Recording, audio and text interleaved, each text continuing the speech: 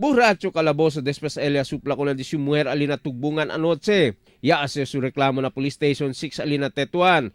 Este si Jessica. Después su live-in partner ya volve bien borracho ya supla con el de tubo. Alina di ila residencia na picnic ground barangay de tugbungan.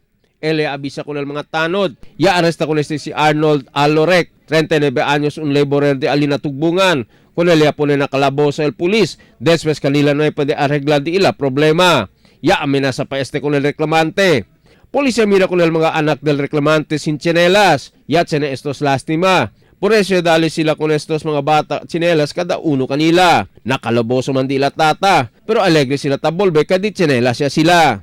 Así con el pulis, este como uno del ila programa na Police Station 6, kasi taas sila runsyada, ay mira sila mga bata no ay tsinelas, ay dali sila con estos. Emil Tuban, Dateline Zamboanga.